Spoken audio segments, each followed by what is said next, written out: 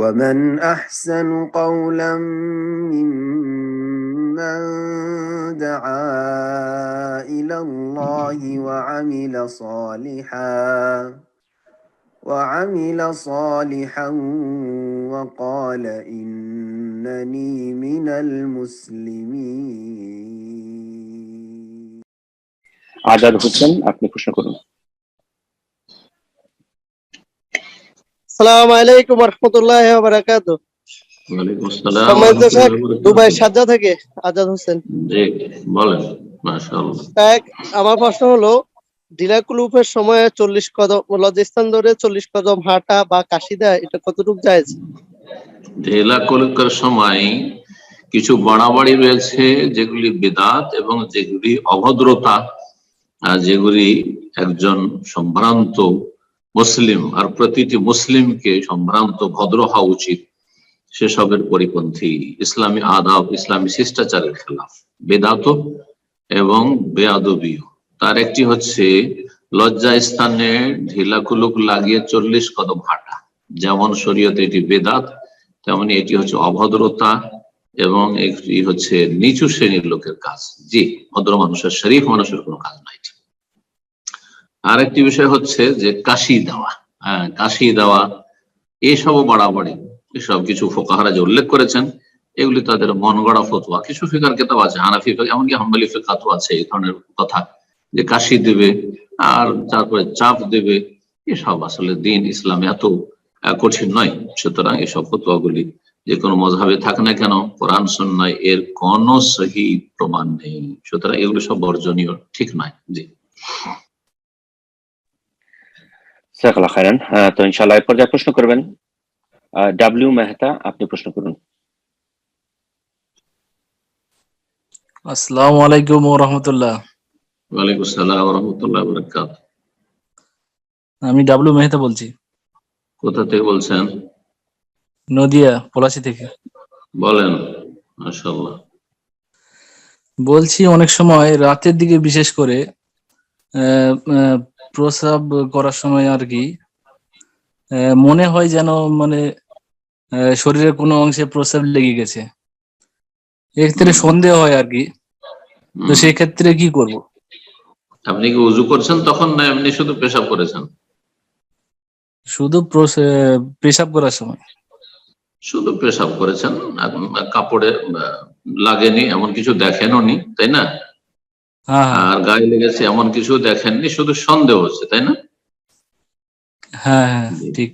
শরীয়তে সন্দেহের কোনো ভিত্তি নেই, সন্দেহের ভ্রুক্ষেপ করবেন না। যখনই সন্দেহের পিছনে পড়বেন তখনই শয়তান পাক না পাকের ক্ষেত্রে ওয়াসওয়াসা দেওয়ার চেষ্টা করবে, ওয়াসওয়াসার রোগে আক্রান্ত হয়ে যাবেন। অনেকেই ওয়াসওয়াসা, শয়তানি ওয়াসওয়াসার রোগে এমন আক্রান্ত যে বারবার ওযু করতে থাকে, বারবার কাপড় বদলাতে থাকে। এই রোগ থেকে বাঁচার উপায় হচ্ছে, প্রথম যখন এরকম সন্দেহ হবে আর কোনো কিছু দেখছেন না, লক্ষণও দেখছেন না, তখন কোনো পরোয়া করবেন না, কোনো ভ্রুক্ষেপ করবেন না।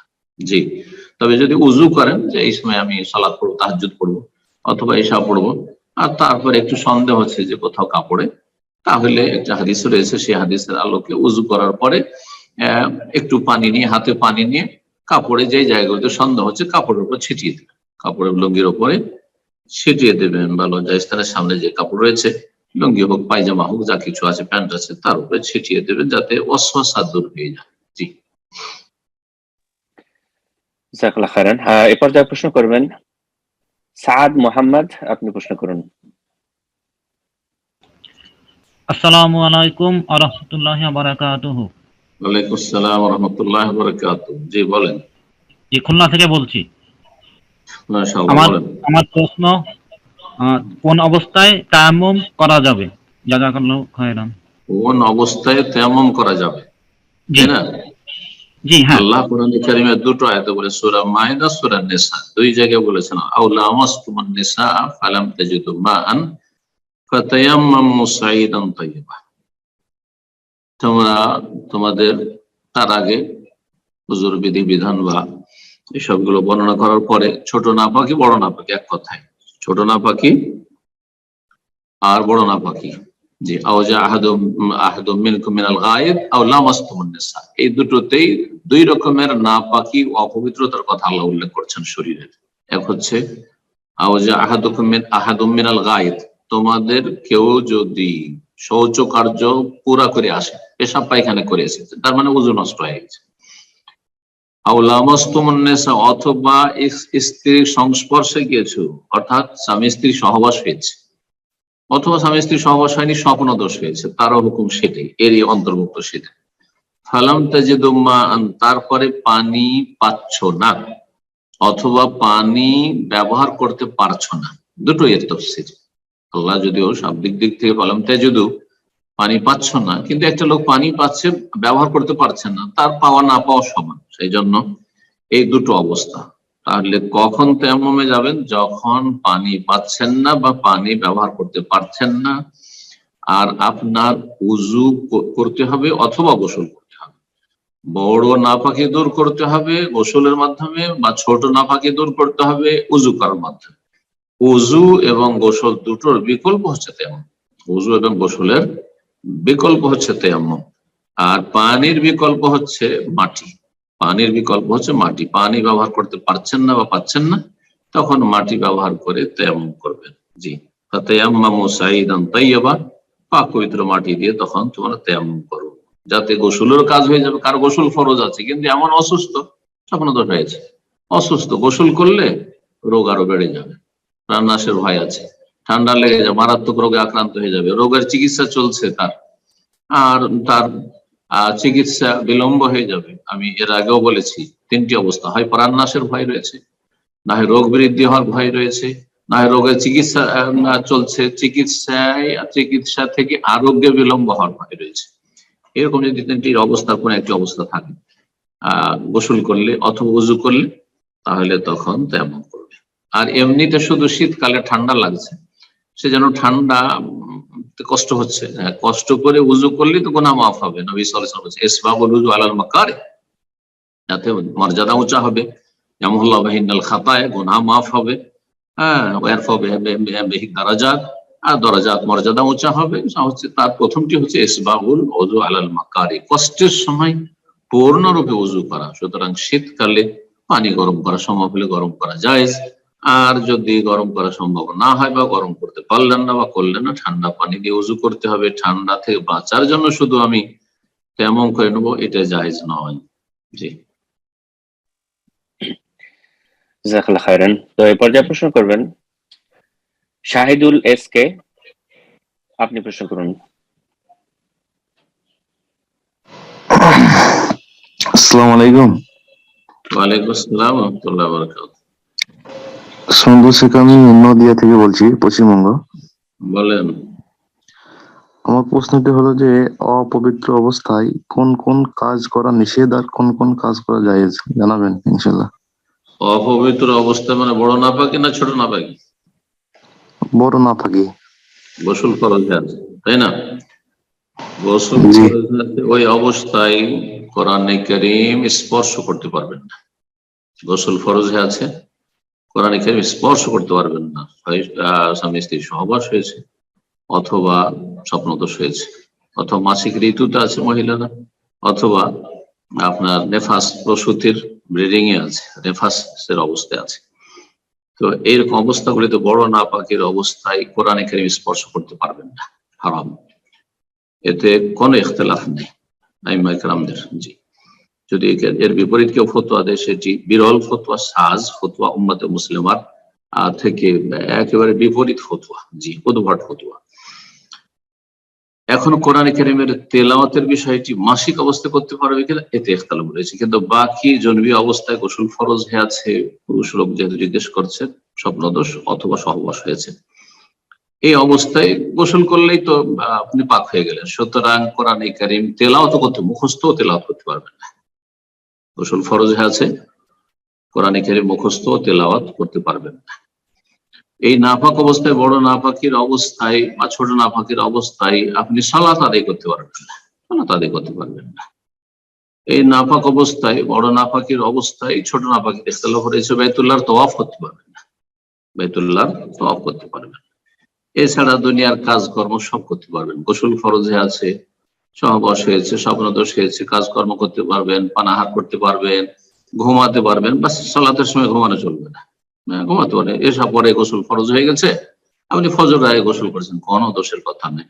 সকালবেলা সূর্য ওঠার পরে ফজর পড়ার পরে আর নাপাক হয়েছেন, আর তারপরে জোহর আগে গোসল করেছেন, কোনো অসুবিধা নেই। শুধু উত্তম হচ্ছে উজু করে নিয়ে নাপাকিকে হালকা করে নেওয়া। জি, ইনশাআল্লাহ পর্যায়ে প্রশ্ন করবেন মুর্শেদা, বাংলাদেশ। আপনি প্রশ্ন করেন।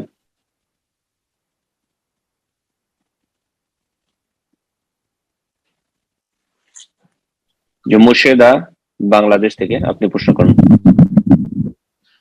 আসসালামু আলাইকুম শাইখ। ওয়ালাইকুম আসসালাম ওয়া রাহমাতুল্লাহি ওয়া বারাকাতুহু। জি বলেন। আমার প্রশ্ন হলো, অজু ছাড়া আমপারা এবং বিভিন্ন সূরার যে ওজিফা বই আছে সেগুলা কি পড়া যাবে? যে যাতে বিভিন্ন সূরা, যেমন সূরা ইয়াসিন, আর রহমান, ওযু ছাড়া কি করবেন? আমপারা বা বিভিন্ন সূরার যে ওজিফা বই পাওয়া যায় সেগুলা কি পড়া যাবে, যে যেটাতে সূরা ইয়াসিন, আর রহমান, সূরা মুলক ইত্যাদি সূরা থাকে, সেসব ওজিফা বই কি পড়া যাবে অজু ছাড়া? ওযু ছাড়া কোরআনে কারীম স্পর্শ অধিকাংশ ওলামারা বলছেন করবেন না, মুখস্থ পড়লে অসুবিধা নেই ওযু ছাড়া। কিন্তু গোসল ফরজ যদি থাকে তাহলে না, গোসল যদি ফরজ থাকে বড় না পাকে তাহলে মুখস্থ তেলাওয়াত করবেন না। বাকি ওযু নেই, শুধু কোরআনে কারীম স্পর্শ না করে মুখস্থ যেগুলো আছে সেগুলো পড়তে পারবেন, দোয়া জিকির আজকার পড়তে পারবেন। কিন্তু ওজিফার কিতাবে যে 5টা সূরা শুধু আছে, সূরা ইয়াসিন, সূরা রহমান, সূরা ওয়াকিয়া, এই ধরনের সূরা মুলক, এগুলি কিন্তু বিদআতি ওজিফার কিতাব। কেন? 5টি সূরার বিশেষ কোনো ফজিলত কোন সহিহ হাদিসে নাই এইভাবে, যার ফলে এই যে 5টি সূরা দিয়ে দেওয়া এসব ওজিফার কিতাব বর্জন। আসসালামু আলাইকুম শেখ, সরি একটু আপনাকে ডিস্টার্ব করার জন্য। বোন বাংলাদেশ থেকে যে আপনি মুর্শেদা প্রশ্ন করেছেন, আপনি ফোনটাকে ডিফারেন্ট ওয়েতে আনমিউট করেছেন, আপনাকে আমরা মিউট করতে পারছি না। অনুরোধ করবো আপনার ফোনটাকে একটু মিউট করে নেন। যারাই আপনারা সিস্টেমেটিক্যালি প্রশ্ন করতে পারেন না, নিজ দায়িত্বে ফোনটাকে মিউট করে নেবেন, কারণ আপনার প্রশ্নের উত্তরগুলো আমরা শুনতে পাচ্ছি না আপনার ব্যাকগ্রাউন্ড নয়েজের কারণে। জাযাকাল্লাহ খাইরান। তো উত্তর কি আবার বলতে হবে নাকি? জি শেখ, আই থিংক একটু স্পষ্ট করতে পারেন। জি, প্রশ্ন করেছিলেন, বিষয়টি কি ছিল?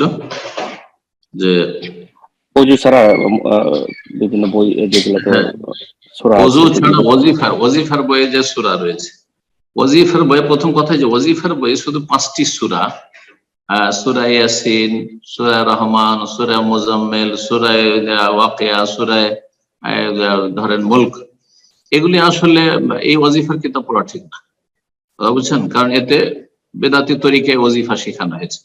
সূরা ওয়াকিয়াতে দারিদ্র মোচন হয়, অভাব দূর হয়, সূরা ইয়াসিন এই হয়, সূরা মুলকে এই হয়, সবগুলি জালজয়ীফ কথা, কিন্তু জালজয়ীফ কথা। যার ফলে এই 5টি সূরা ওয়ালা ওজিফার কিতাবগুলি, এগুলিতে আরো কিছু বেদাতি তরিকা আছে, যেমন বিভিন্ন দুরুদ গুলি আছে, বেদাতি দুরুদ, সব বিদাতি দোয়াই গাঞ্জুলাস, তারপরে দুরুদের তাজ, দুরুদের লাখি, দুরুদের মাহি, এসব যদি থাকে তো এইসব ওজিফার কিতাব পড়া জায়েজ না, এগুলো বেদাতি কিতাব, এগুলোকে জ্বালিয়ে দিতে হবে, এগুলোকে নিশ্চিহ্ন করে দিতে হবে, যাতে করে অক্ষরগুলি বহাল না থাকে, এই জন্য জ্বালাবেন আর কি। যদিও তাতে আল্লাহর নাম রয়েছে উদ্দেশ্য, আল্লাহর নাম বা আল্লাহ তাআলার জ্বালানো নয়, উদ্দেশ্য হচ্ছে বেদাতি কিতাব জ্বালিয়ে জাতিকে গুমরাহি থেকে বের করে নিয়ে আসা। এখন কথা হলো যে বিনা উযুতে এগুলি স্পর্শ করতে পারে, এগুলি গোটা কোরআন মুসহাফ নয়, মুসহাফ নয়, গোটা যখন মুসহাফ নয় তখন সেটা স্পর্শ করতে পারবেন। কিন্তু আবার বলছি যে এইসব কিতাবগুলি অ্যাভয়েড করেন, পড়বেন না।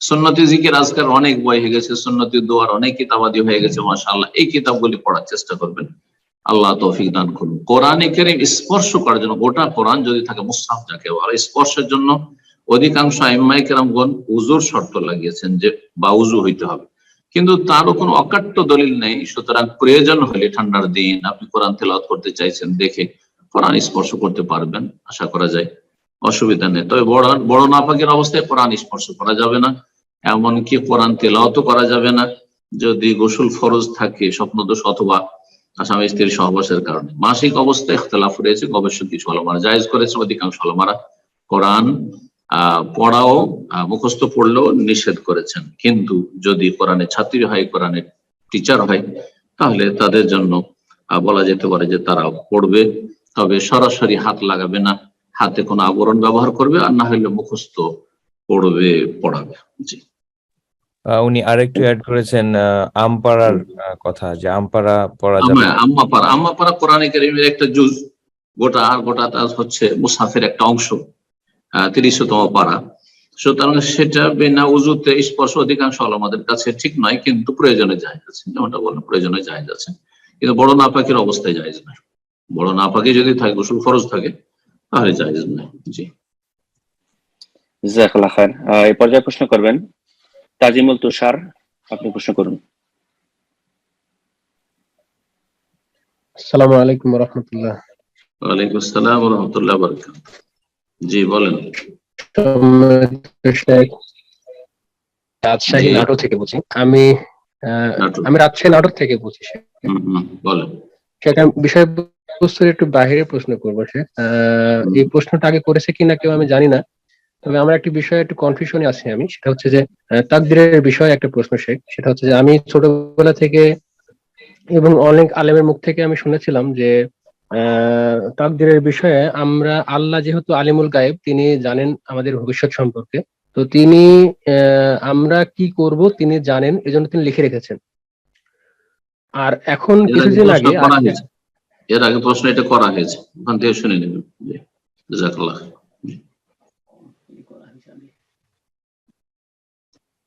বারাকাল্লাহ ফিক।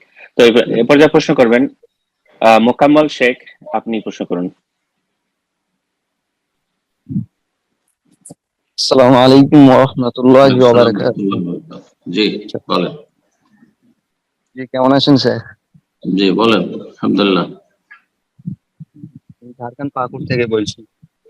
জি, প্রশ্ন বলেন। ছিল আমার বোনকে দেখতে এসেছিল, দিয়ে ছেলেটা মানে নামাজি না। আমার ইচ্ছা কি আমি, হ্যাঁ, তো আমার ইচ্ছা কি আমি নামাজের সঙ্গে বিয়ে দেবো।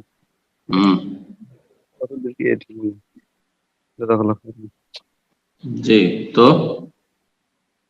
আমার ইচ্ছা নামাজের সঙ্গে বিয়ে দেবো, বেনামাজের সঙ্গে দিব না। প্রশ্ন কি এখন? ভালো ইচ্ছা তো অবশ্যই। আর প্রশ্ন আর কিছু আছে না? এটাই মানে আমি বাইরে আছি তো, বাড়িতে বলি কি এরকম করে। হ্যাঁ, অবশ্যই এটা ফরজ। বেনামাজিকে বিয়ে দেওয়া হারাম, জায়েজ না। বেনামাজিকে কোন মুসলিম মেয়ে নামাজি মেয়ে বিয়ে দেবেন, এটা হারাম, এটা খেয়ানত। অভিভাবক খেয়ানত করলো, বিশ্বাসঘাতকতা করলো, জাহান্নামের দিকে ঠেলে দিল। এবং যেই ব্যক্তিকে আল্লাহ এবং তার রাসূল সাল্লাল্লাহু আলাইহি ওয়াসাল্লাম সাহাবায়ে কেরামদের ইজমাই কাফের বলা হয়েছে, তাকে মেয়ে দিয়ে দিল। সুতরাং জায়েজ নয় কখনো। আপনার বাবার জন্য জায়েজ নয়। আপনি বাপ, যদিও আপনি ওলি না হয়তো, কিন্তু আপনি বাপ মাকে বোঝাবার চেষ্টা করার বিষয়টি যে বেনামাজির জন্য একটা নামাজি মেয়ে হালাল নয়, হারাম। জি, অন্যান্য কাবিরা গুনাহ থাকলে জায়েজ আছে, ফাসিককে মেয়ে দেওয়া প্রয়োজনে জায়েজ আছে, বোন দেওয়া জায়েজ আছে, কিন্তু বেনামাজি হওয়াটা হচ্ছে বড় কুফরি, এটি হচ্ছে সঠিক। সুতরাং বেনামাজির সাথে বিয়ে দেওয়া ওই রকমই জায়েজ নয়, যেমন কোন মুশরিক কাফের নাস্তিককে দেওয়া জায়েজ নয়, ওই রকমই কোন মাজার পূজারীকে দেওয়া জায়েজ নয়, যার ঈমান নষ্ট, সাহের, জাদুকর, জ্যোতিষী, তাকে দেওয়া জায়েজ নয়, ওই রকম বেনামাজিকেও বিয়ে দেওয়া জায়েজ নয়। জি, পর্যায়ে প্রশ্ন করবেন আরিফ হোসেন, আপনি প্রশ্ন করুন।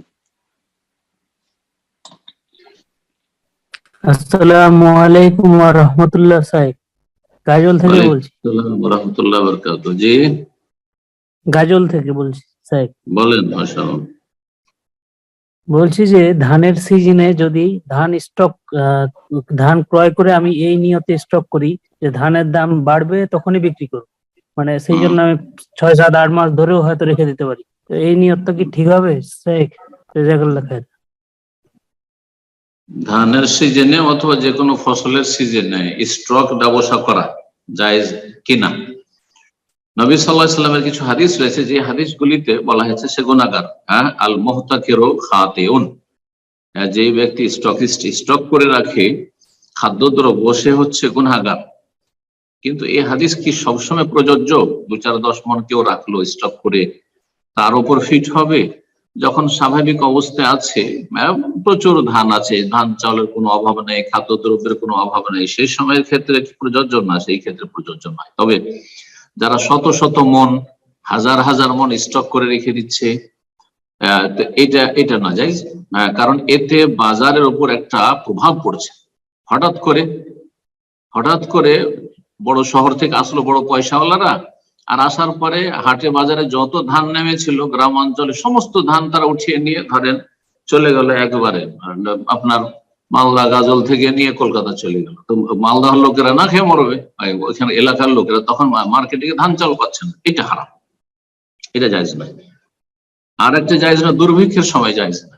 দুর্ভিক্ষের সময় এমনি মার্কেটে খাবার দাবারের অভাব, খাদ্যদ্রব্যের চাল পাওয়া যায় না, ভাতের ব্যবস্থা নেই ইত্যাদি না, গম পাওয়া যায় না, আর সে সময় যদি কেউ স্টক করে তাহলে 10 মণ 20 মণ 50 মণ করা যায় না। জি, তো এই দুটো অবস্থার ক্ষেত্রে ওই হাদিসগুলো ফিট করতে হবে যেগুলিতে গুনাহগার বলা হয়েছে বা নিষেধ করা হয়েছে ইহতেকার করতে, স্টক ব্যবসা করতে। জি, খাদ্যদ্রব্য ছাড়া অন্য কিছু যদি হয় তো জায়েজ আছে। খাদ্যদ্রব্য ছাড়া অন্য কিছু, যেন পাট কেউ স্টক করে রাখছে, কেউ লোহা স্টক করে রাখছে, কেউ আর কিছু স্টক করে রাখছে, কোনো অসুবিধা নেই, সেগুলো খাদ্যদ্রব্য নাই, জায়েজ আছে। এরপর যা প্রশ্ন করবেন নূর জামাল শেখ, আপনি প্রশ্ন করুন।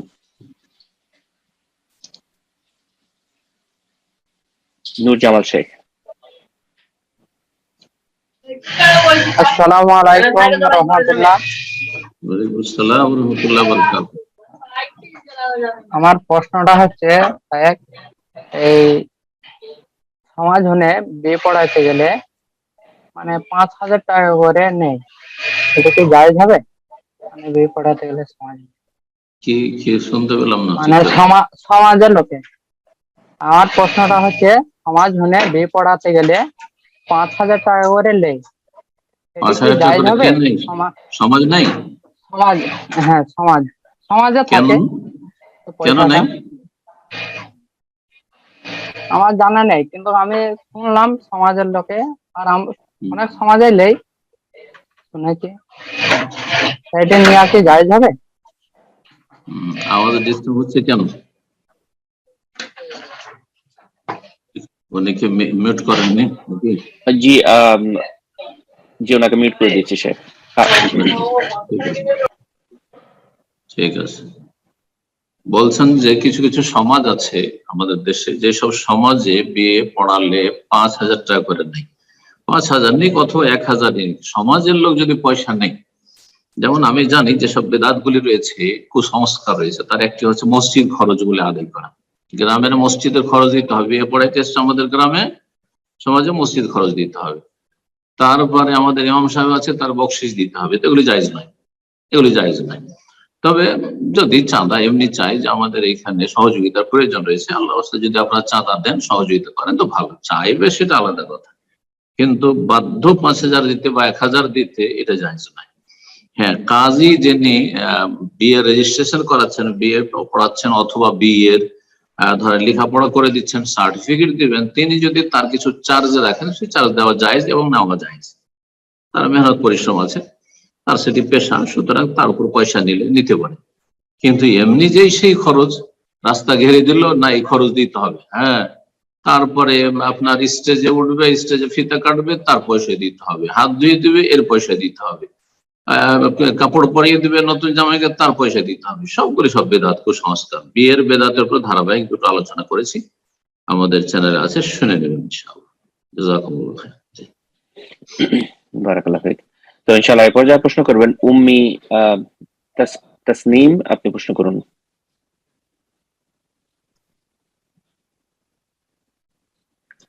উম্মি তাসনিম, ফোনটা আনমিউট করে নিন, প্রশ্ন করুন।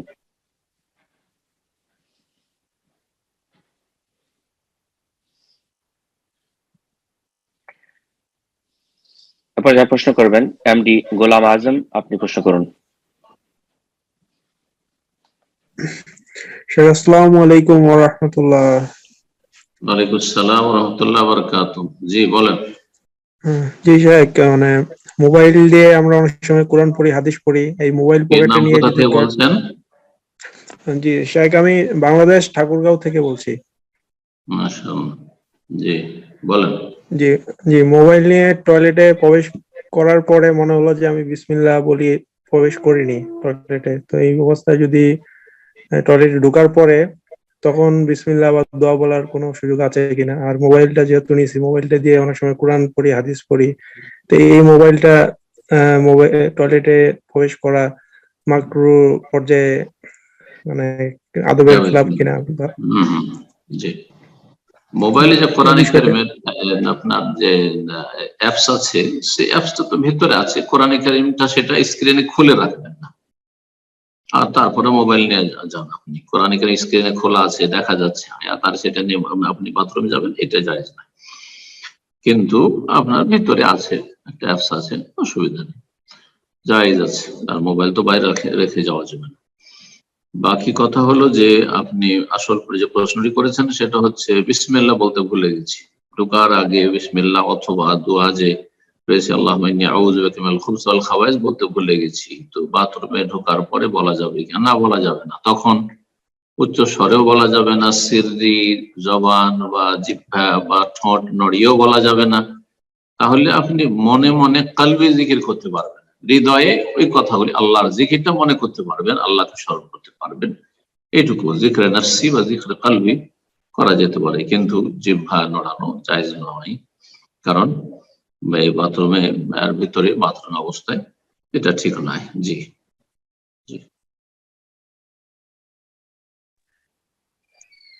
ইনশাআল্লাহ এই পর্যায়ে প্রশ্ন করবেন সোমাইয়া খন্দকার সিমি, আপনি প্রশ্ন করুন।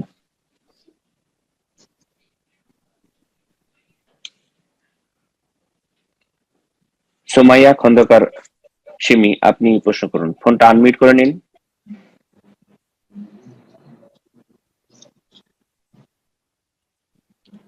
যারা প্রশ্ন করার জন্য হ্যান্ড রেজ করেছেন তাদের মনোযোগ আকর্ষণ করছি, আপনাদের নাম মেনশন করার পরে আপনারা, জি আপনার ফোনটা আনমিউট হয়েছে, প্রশ্ন করুন প্লিজ।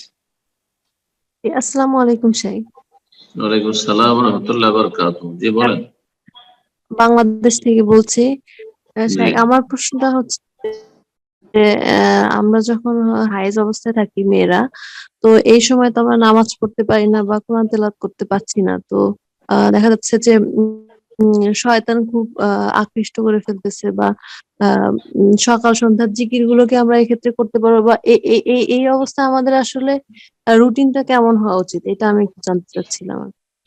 শুধুমাত্র কোরআনে কারীম স্পর্শ করতে পারবেন না, কোরআনে কারীমের প্রয়োজনে তেলাওয়াত করতে পারবেন, এটা একদল উলামারা জায়েজ বলেছেন, সেখানে বাজ রাহিমাহুল্লাহ অন্যান্য আরো উলামারা জায়েজ বলেছেন, গবেষক উলামারা। জি, তো তারপরে যতগুলি জিকির আজকার আছে সবগুলি করতে পারবেন, সকাল সন্ধ্যার জিকির করতে পারবেন, আর আপনি বাথরুমে প্রবেশ করা, বাথরুম থেকে বের হওয়ার জিকির আজকার, বাড়িতে বের হওয়া, বাড়িতে ঢোকার, গাড়িতে চড়া ইত্যাদি, যে কোনো জায়গায় নামার সমস্ত জিকির আজকার করতে পারবেন। এছাড়াও নফল জিকির আজকার, সাইয়্যিদুল ইস্তিগফার, আরো যত জিকির দোয়া সব করতে পারবেন। সালাত আদায় করতে শুধু পারবেন না, বড় নাপাকের অবস্থায়, মাসিক অবস্থায় বাকি সমস্ত জিকির আজকার করতে পারবেন। জিকির আজকার যত বেশি করবেন তত বেশি শয়তান লাঞ্ছিত হবে এবং দূরে পালিয়ে যাবে। যেই ব্যক্তি আল্লাহর জিকির আজকার করে তার কাছে আসতে পারে না শয়তান, এবং তার কোনো ক্ষতি করতে পারে না। সুতরাং যদিও সালাত আদায় করতে পারছেন না, যদিও আপনি কোরআনে কারীম হয়তো ওইভাবে তেলাওয়াত করতে পারছেন না, স্পর্শ করতে পারছেন না ইত্যাদি, কিন্তু জিকির আজকার বিকল্প রয়েছে, জিকির আজকার করতে থাকুন, আপনি বেশি বেশি জিকির আজকার করুন, ইনশাআল্লাহ তাআলা শয়তানের অনিষ্ট থেকে, ওয়াসওয়াসা থেকে এবং শয়তানি থেকে আল্লাহ হেফাজত করবেন ইনশাআল্লাহ। জি, এরপর যা প্রশ্ন করবেন মোহাম্মদ ইব্রাহিম, আপনি প্রশ্ন করুন। আসসালামু আলাইকুম ওয়া রাহমাতুল্লাহ। ওয়ালাইকুম আসসালাম ওয়া রাহমাতুল্লাহি ওয়া বারাকাতুহু। শেখ জেদ্দা থেকে বলতেছি। জি বলেন। যে আমরা তো জানি যে চলাত অবস্থায় যদি বাতাস বের হওয়া বা প্রস্রাবের রাস্তা দিয়ে কিছু বের হওয়া, এটা যদি ওয়াসওয়াসা আসে, তাহলে যতক্ষণ পর্যন্ত এটা প্রমাণিত না হবে ততক্ষণ সলাত আদায় করব। কিন্তু ধরেন যে অজু করে আসলাম, অজু করে আসার পর এখনো সলাত আদায় করতেছি না, কিন্তু অজু করে আসার পর এরকম কিছু ওয়াসওয়াসা হইতেছে যে হয়তো বাতাস বের হয়ে গেছে বা প্রস্রাবের, তখন কি আবার নতুন করে অজু করব নাকি ওই অজুতে সলাত আদায় করে নিব? বাচ্চাদেরকে কি শুধু সন্দেহ হচ্ছে না নিশ্চিত হয়েছেন?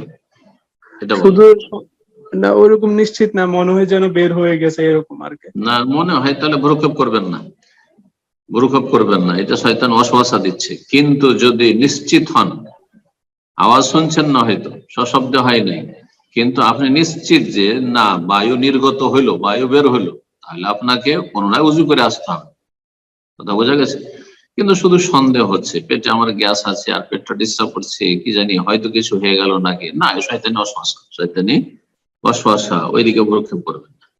ইয়াকিন হইতে হবে, যতক্ষণ ইয়াকিন না হবে ততক্ষণ পর্যন্ত আপনি পুনরায় উজু করবেন না, আপনি আপনার তাহারাতের উপরে আছেন, পবিত্রতে আছেন। জাযাকাল্লাহ খাইরান। এ পর্যায়ে প্রশ্ন করবেন শামিমা আক্তার, আপনি প্রশ্ন করুন।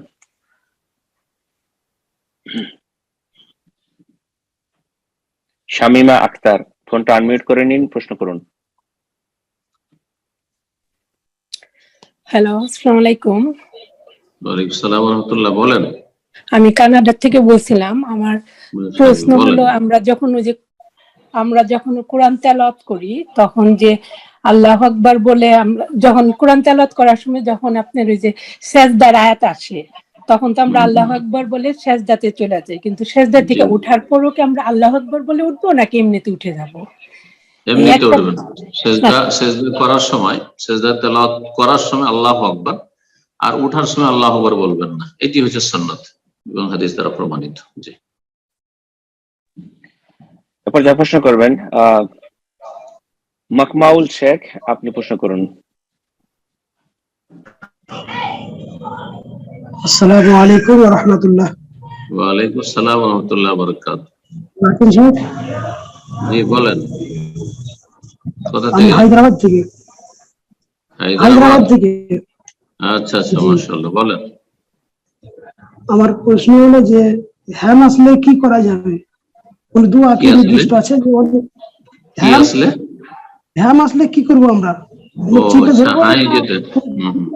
আচ্ছা, জিকির আজকার আছে কি, যেমন লা হাওলা ওয়ালা কুওয়াতা বলে থাকে অনেক। হ্যাঁ বলে থাকে অনেক, লা ইলাহা না কোনো হাদিস দ্বারা প্রমাণিত লা হাওলা ওয়ালা কুওয়াতা ইল্লা বিল্লাহ নাই। তবে শয়তান, এটা হচ্ছে অলসতা, আপনার মধ্যে অলসতা আসছে, এটা হচ্ছে এর লক্ষণ। জি, তো এটাকে ওই যে যখন হা হয়ে আসবে, হা মুখটা ফাঁক হতে যাবে, তখন ফালিয়াদ ফাহু মাস্তাতা, হাদিসে আছে যথাসাধ্য সেটা দূর করার চেষ্টা করবো, অর্থাৎ হাই যেন না আসে, আর যদি আসে তো মুখে হাত রেখে দেবেন, মুখে হাত রেখে দেবেন। জি, জাযাকাল্লাহ খাইর। এ পর্যায়ে প্রশ্ন করবেন এমডি মানিক, আপনি প্রশ্ন করুন।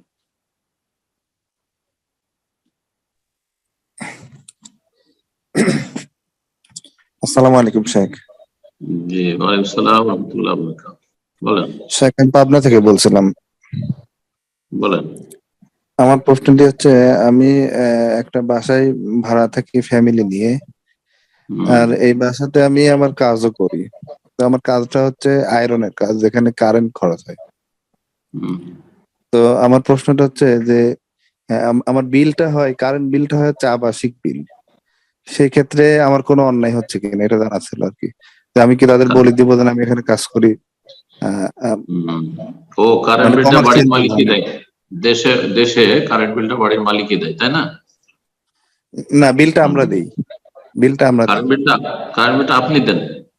জি, আমি ফ্ল্যাট নিয়ে থাকি, তো ফ্ল্যাটের যে বিল আসে ওটা আমি। কিন্তু আপনার ফ্ল্যাটের কি আলাদা আছে, মিটার আছে, না আরো কোনো ফ্ল্যাট শরিক আছে ওতে, গোটা বিল্ডিং? না, এটা সেপারেট মিটার, শুধু আমার জন্যই।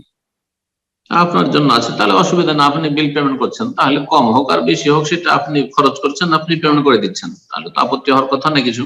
না, আমি তো এখানে আবাসিক জায়গায় যে আমি কাজ করতেছি, এখানে আমার যে জীবিকা নির্বাহী আর কি যে কাজ, এটা কিন্তু এমন কি তাদের এমন কোন শর্ত আছে যে এখানে শুধু বসবাসের জন্য এখানে কোনো কাজ আপনি ঘরে করতে পারেন, এমন কোন শর্ত লাগিয়েছে ওরা? না, এমন কোনো শর্ত নাই, কিন্তু সরকারের নিয়ম অনুযায়ী আমি যতদূর জানি যে সরকারের নিয়ম অনুযায়ী যেখানে কাজ করা হয় সেখানকার বিল আলাদা হয়। ও আচ্ছা, তো এটা সরকারের ব্যাপার, তাহলে ওই বাড়ির বিল্ডিং মালিকের ব্যাপার সবার নয়, এটা সরকারের ব্যাপার, তাই না? যথাসাধ্য আপনার সরকারের আইন কানুন মেনে চলা উচিত, মেনে চলা উচিত। জি, এতটুকুই বলবো আর কি। সরকার যেসব আইন কানুনগুলি করেছে সেগুলি জনগণের বা দেশের বৃহৎ স্বার্থের জন্য করেছে, সুতরাং সেগুলি ক্ষেত্রে শ্রদ্ধাশীল হইতে হবে। আর সেগুলি যথাসাধ্য যদি অবিচার না হয়, কোথাও জুলম অত্যাচার না হয়, তাহলে মেনে চলতে হবে। আল্লাহু আ'লাম। জি, এই পর্যায়ে প্রশ্ন করবেন মিরাজউদ্দিন শেখ, আপনি প্রশ্ন করুন।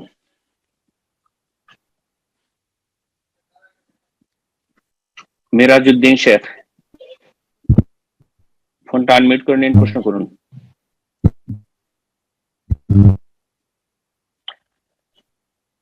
জি, আপনার কথা আমরা শুনতে পাচ্ছি না, সাউন্ড ক্লিয়ার না।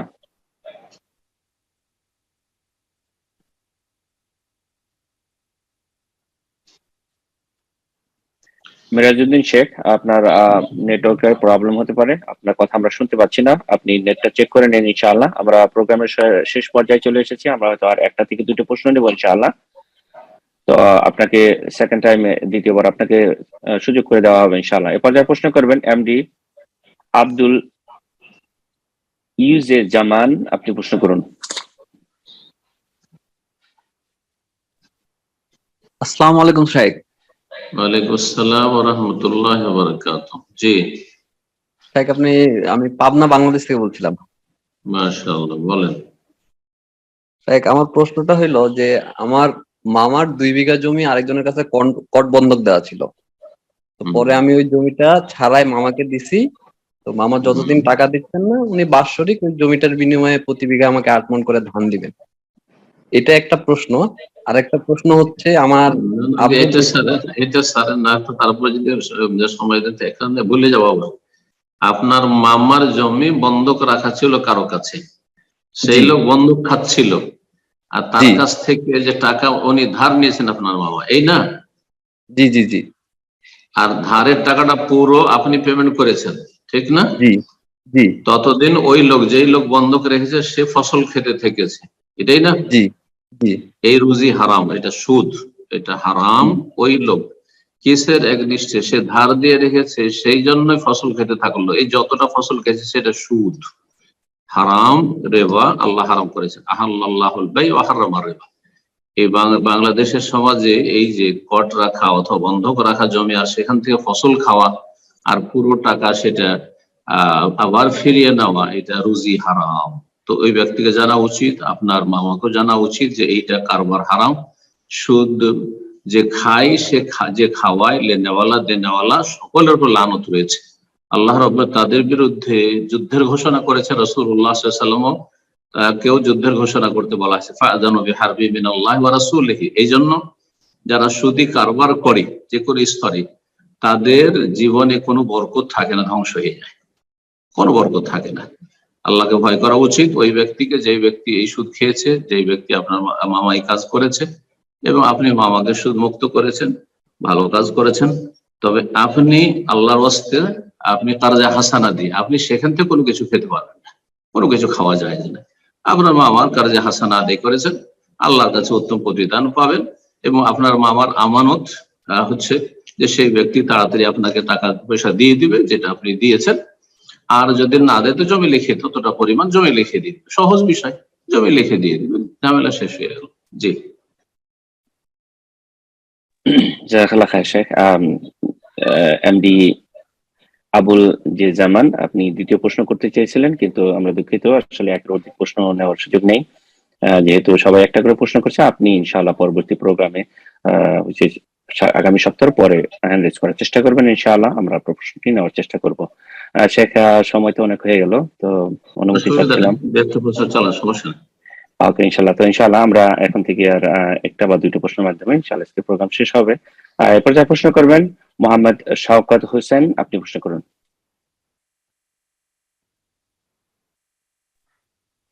আসসালামু আলাইকুম। ওয়ালাইকুম আসসালাম ওয়া রাহমাতুল্লাহ।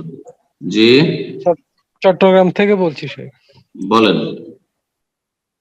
আমার প্রশ্ন হচ্ছে শেখ, আমাদের এইখানে বাংলাদেশে বিভিন্ন হানাফি ইমাম খতিবরা বিভিন্ন মাসালা দিয়ে থাকেন এই প্রস্রাবের পরে ঢিলার ব্যাপারে আর কি। বললাম একটু আগে, বেদাত মানে ঢিলা ব্যবহার করবে যদি পানি না থাকে, পানি না থাকে করবে, এটা বেদাত বলি, ঢিলা নিয়ে 40 কদম চলাটাকে বেদাত বলেছি। জি, কিন্তু ঢিলার প্রয়োজন নেই। জি না, ওনারা একটা কথা বলে যে নবীজি ছিলেন আরব দেশে, ওখানে গরম, ওখানে প্রস্রাবের পরে মানুষের তেমন অতিরিক্ত পানি বেরোতো না, কিন্তু আমরা বাংলাদেশ, ইন্ডিয়া, এখানে নাতিশীতোষ্ণ অঞ্চল, প্রস্রাবের পরে আমাদের কিছু 2-4 ফোঁটা পানি পড়ে, তো আমাদের প্রস্রাবের পরে ঢিলা করা ফরজ, যদি ছড়ায় যায় তাহলে পানি ব্যবহার করা ফরজ। ওর চাইতে বেশি ঠান্ডার দেশ হচ্ছে ইউরোপ, আমেরিকা, সেসব দেশে আরো বেশি পেশাব, ঠান্ডাতে আরো বেশি পেশাব হয়। তাহলে তাদের জন্য কি করতে হবে? হ্যাঁ, এগুলো জাহেলদের কথা, মূর্খদের কথা, এগুলো কোনো আলেমের কথা নাই। কথা বোঝা গেছে? আর ইসলাম সকলের জন্য একই রকম, ইসলামের বিধিবিধান দেশ বিশেষে নয়। সুতরাং এগুলো সব ভ্রান্ত কথা এবং তাদের এইসব কুসংস্কার আর ঢিলাখুলুক নিতেই হবে পানির সাথে, এটা তাদের মন গড়া ফতোয়া। জি, জাযাকাল্লাহ খায়ের। এরপর প্রশ্ন করবেন জয়নাল এস কে, আপনি প্রশ্ন করুন।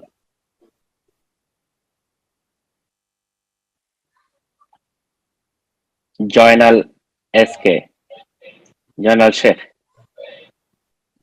আসসালামু আলাইকুম। ওয়ালাইকুম আসসালাম ওয়া রাহমাতুল্লাহি ওয়া বারাকাতুহু। জি বলেন। আমি মক্কা মুকাররম থেকে বলছি।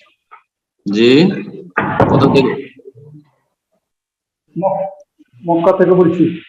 মাশাআল্লাহ, মক্কাতুল মুকাররমা। চলেন, বিদাতিরা মক্কা শরীফ বলছে, আমি মক্কা মুকাররমা বলবো। জি, ঠিক আছে, জাযাকাল্লাহ। জি, আমি আপনাকে আগে কন্ট্যাক্ট করেছিলাম।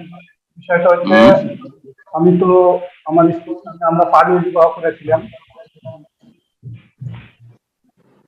তারপরে 6 বছর হয়ে গেছে, আমাদের সন্তান আছে। বলছি, আমরা আজ থেকে 6 বছর আগে আমি আমার স্ত্রী পালিয়ে বিবাহ করেছিলাম।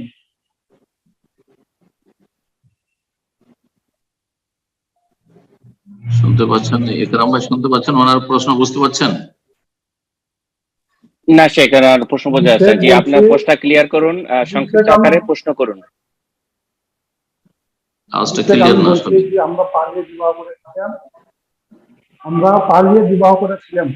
এখন আমাদের পুনরায় বিবাহ হওয়া উচিত। তো আমার স্ত্রীর যে পিতা, তিনি বলেছেন যে আমি বিবাহের অনুমতি দিচ্ছি, কিন্তু আমি তাদেরকে বাড়িতে আনবো না, এবং আমি একেবারে বুঝতে পারি না, যদি ইকরাম ভাই বুঝে থাকেন অনুবাদ করেন, এক্সপ্লেইন করেন, তাহলে আমি উত্তর দেব। এবং আমি যতটুকু বুঝলাম যে ওনারা পালিয়ে বিয়ে করেছিলেন, তারপর মেয়ের বাবার সাথে কন্ট্রাক্ট করার পরে যে বিয়ে রিনিউ করার উদ্দেশ্যে, কিন্তু তার বাবার বক্তব্য হচ্ছে যে তাদেরকে মেনে নেবেন না বা বাড়িতে নেবেন না, এতটুকু বুঝতে পেরেছি। মেনে নেবে না, ফিরিয়ে দেবে। সেটা সম্ভবত বলছে মেনে নিবে কিন্তু বাড়িতে উঠতে দিবে না, এরকম কিছু একটা, কিন্তু আসলে কথাটা ক্লিয়ার না। অনুমতি দেয় তাহলে নতুন করে বিয়ে নবায়ন করেন, বিয়ে পড়িয়ে নেন, আগের বিয়ে হয়নি বাতিল। 6 বছর হয়ে গেছে বিবাহের জন্য, শুধু 50 বছর হয়ে যাবে আপনাদের হারাম বিবাহ, বিবাহ হারাম, সম্পর্ক হারাম ছিল। আপনি আপনার কথাটা ক্লিয়ার করেন, আপনাকে কি বিয়ের জন্য অনুমতি দিয়েছে? বিবাহের জন্য অনুমতি দিয়েছে, এবং বিবাহ পরে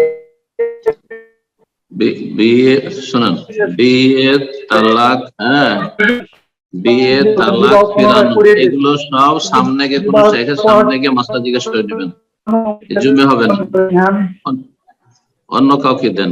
জুমে এসব বিয়ে শাদী তালাকের প্রশ্নের উত্তর হয় না। জি শেখ, আমি চেষ্টা করতেছি ওনাকে মিউট করার জন্য, কিন্তু নেট জনিত কারণে মিউট হচ্ছে না। তো ইনশাআল্লাহ আশা করি মিউট হয়ে গেছে। জি, তো ইনশাআল্লাহ সর্বশেষ প্রশ্ন নিচ্ছি শেখ আজকে। আজকে সর্বশেষ প্রশ্ন করবেন সোহেল রানা।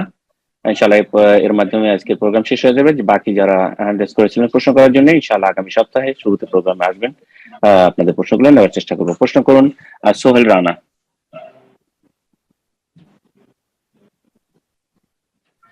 আসসালামু আলাইকুম সাইক। ওয়ালাইকুম আসসালাম ওয়া রাহমাতুল্লাহি ওয়া বারাকাতুহু। জি আমি বাংলাদেশ কুমিল্লা থেকে বলছি।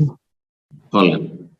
সাইক, আমার প্রশ্ন হলো, প্রস্রাব করার পর পবিত্রতা অর্জন করে কয়েক মিনিট পর বিন্দু মতো পেশাব আবার পেশাবের ধারে চলে আসে, কিন্তু পেশাবটা পোশাকে লাগে না। এ তো সামান্য আছে যে পেশাবের ধারে থেকে যায়। এখন প্রশ্ন আমার, এ পেশাবের ধারে থেকে যাওয়াটা ওই পেশাবটাকে ধুয়ে আবার পবিত্রতা অর্জন করা লাগবে? না, লাগবে না। আপনার সন্দেহ হচ্ছে শুধু, দেখেন আপনার যেটা করণীয়, লা ইউকাল্লিফুল্লাহু নাফসান ইল্লা উসাহা, মানুষকে ক্ষমতার বাইরে আল্লাহ কোনো দায়িত্ব দেননি। যেটা কোরআনে হাদিস দ্বারা প্রমাণিত, নবী সাল্লাল্লাহু আলাইহি সুন্নাত দ্বারা প্রমাণিত, সাহাবায়ে কেরামদের আমল দ্বারা প্রমাণিত, তা হচ্ছে যে আপনি পেশাব পুরা করলেন, পেশাবটাকে পুরো হতে দিবেন যতক্ষণ পর্যন্ত আসছে। পুরা হয়ে যাওয়ার পরে আপনি ইস্তেঞ্জা করবেন, পানি ব্যবহার করবেন অথবা ঢিলা ব্যবহার করবেন। পরিষ্কার হওয়ার পরে আপনি উঠে গেলেন, উঠে যাওয়ার পরে যদি মনে হয় যে এমন কিছু হয়তো বেরিয়ে আসলো, তাহলে বারবার আবার বসতে যাবেন, বাথরুমে ঢুকতে যাবেন, আবার পরিষ্কার করবেন, এমন শরীয়ত নাই, এমন জটিল শরীয়ত নাই। এটা হলে মুশকিল হয়ে যেত। সুতরাং আপনি পবিত্রতা অর্জন করে নিয়েছেন, এখন মনে হচ্ছে একটু কিছু যেন নেমে আসছে। এটা অনেক সময় বয়সের সাথে কারো কারো হয়, আবার কারো পেশাবের সমস্যা রয়েছে, সে সময় বিভিন্ন রোগের কারণে হয়ে থাকে, আবার শয়তানি ওয়াসওয়াসার কারণে হয়ে থাকে, যুবকদেরও হইতে পারে। সুতরাং সেদিকে ভ্রুক্ষেপ করবেন না, আপনার করণীয় আপনি করে ফেলেছেন। ইন্নাদ-দীন ইউসরুদ, দিন সহজ, দিন কঠিন নয়। ওয়ালা ইউশাদ্দাদ-দীন আহাদুন ইল্লা গালাবা, দিন যে সহজ, এই সহজ দিনে কেউ যদি কঠোর করতে চায় বা কঠিন করতে চায়, তাহলে সেই ব্যক্তি হেরে যাবে, সে ক্ষতিগ্রস্ত হবে, আল্লাহ বুঝার তো শয়তানের কাছে ক্ষতিগ্রস্ত হবে এবং দিন পালনের ক্ষেত্রে ক্ষতিগ্রস্ত হবে, হেরে যাবে, অপারগ হয়ে যাবে। আল্লাহ সহজ করুন এবং আল্লাহ রাব্বুল আলামিন বালা মুসিবত মুক্ত রাখুন। জি, জাযাকাল্লাহ খাইরান শেখ। তো ইনশাআল্লাহ আজকে এখানে শেষ করে দেন, আগামী সপ্তাহে বাকিটা। তো এখানে আমাদের আলোচনা শেষ হচ্ছে আর প্রশ্ন উত্তর শেষ হচ্ছে। আল্লাহ রাব্বুল আলামিনের কাছে দোয়া করি, আল্লাহ রাব্বুল আলামিন আমাদের নেক আমল কবুল করেন, ইলমে, আমলে, দিনে, দুনিয়াতে আল্লাহ রাব্বুল আলামিন যেন আমাদের সকলের বারাকা দান করেন।